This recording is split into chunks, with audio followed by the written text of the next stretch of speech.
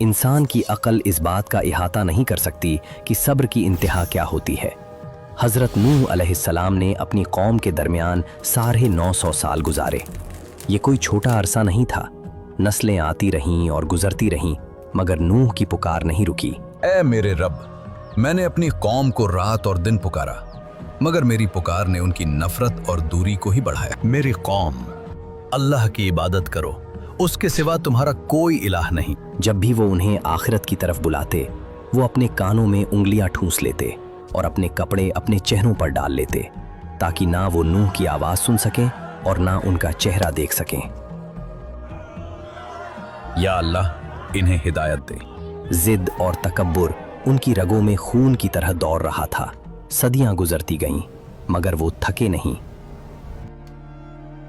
ये कुफ्र सिर्फ उनकी अपनी पसंद नहीं थी, बल्कि ये एक विरासत बन चुकी थी। 950 साल और सिर्फ इनकार। बाप अपने बेटे को मरते वक्त वसीयत करता, नूह की बात कभी मत सुनना। वो तुम्हारे दादा को बहका चुका है और वो तुम्हें भी बहकाएगा।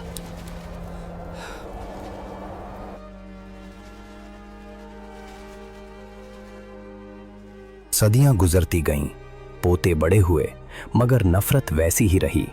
ये लोग नूह अलैहिस्सलाम को रास्ते में देखते तो उनका मजाक उड़ाते, उन्हें मजनून कहते और झड़क देते।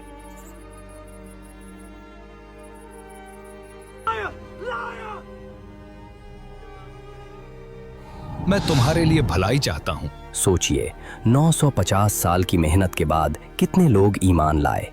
इब्ने अब्बास के मुताबिक टोटल तादाद बहुत ही कम थी। बाज रिवायात में 80 बताई गई है और बाज में इससे भी कम।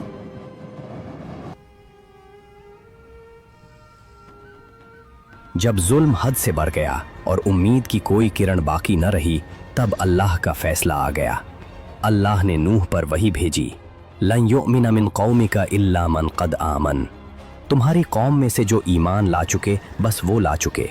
अब इनके सिवा और कोई ईमान नहीं लाएगा। ये एक बहुत बड़ा मोड़ था। अब तक नूह के दिल में उम्मीद थी, मगर जब अल्लाह ने खुद बता दिया कि इनके दिलों पर मोहर लग चुकी है, तो नूह का गम खत्म हो गया। अल्लाह ने फरमाया, इनके कामों पर अब अफसोस मत करना, अब वक्त था इंसाफ का। जब बात यहां तक पहुंच गई कि ये लोग न खुद सुधरेंगे और न अपनी आने वाली नस्लों को सुधरने देंगे, तो हजरत नूह ने वो दुआ मांगी जो तारीख में दुआए नूह के नाम से जानी जाती है। ये बद्दुआ किसी जाती गुस्से की वजह से नहीं थी, बल्कि जमीन को पाक करने के लिए थी। रब्बि ला तज़र अलल अर्द मिनल काफिरीन दय्यारा। ऐ मेरे रब, जमीन पर बसने वाले काफिरों में से किसी एक को भी बाकी न छोड़। नूह ने अल्लाह को वजह भी बयान की। अगर तूने इन्हें छोड़ दिया तो ये तेरे नेक बंदों को गुमराह करेंगे और इनकी नस्लों से भी सिर्फ फाजिर और काफिर ही पैदा होंगे।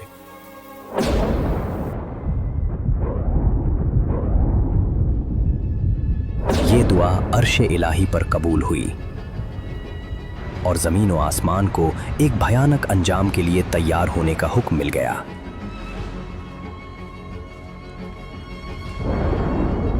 फैसला हो चुका। कहानी अभी शुरू हुई है। अल्लाह की मदद करीब है।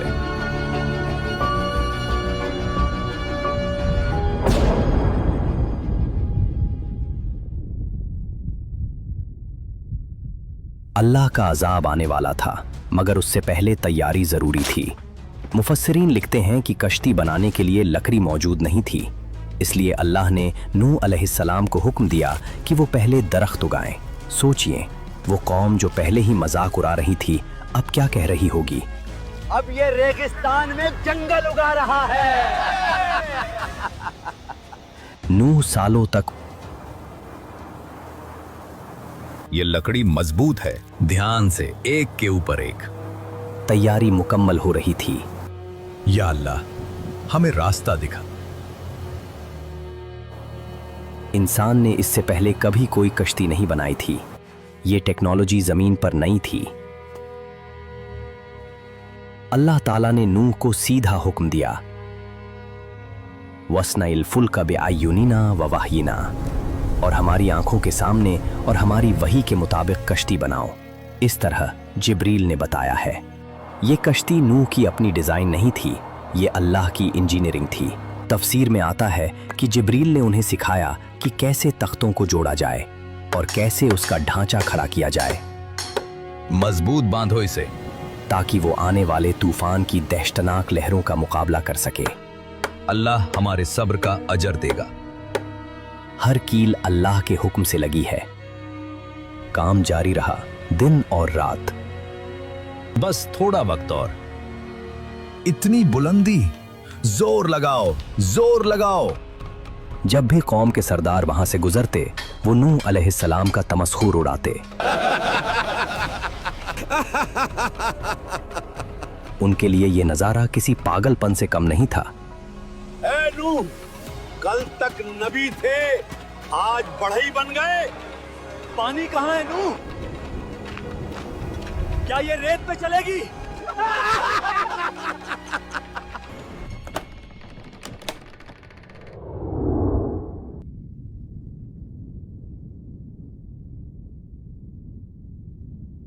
अल्लाह ने नूह से एक खास निशानी तय की थी। जब तन्नूर उबल पड़े तो समझ लेना वक्त खत्म।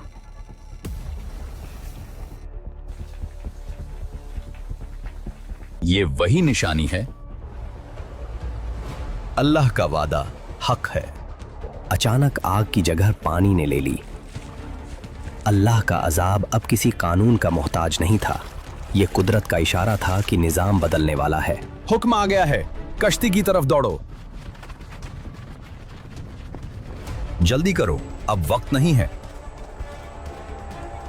सिर्फ जरूरी सामान लो, जल्दी।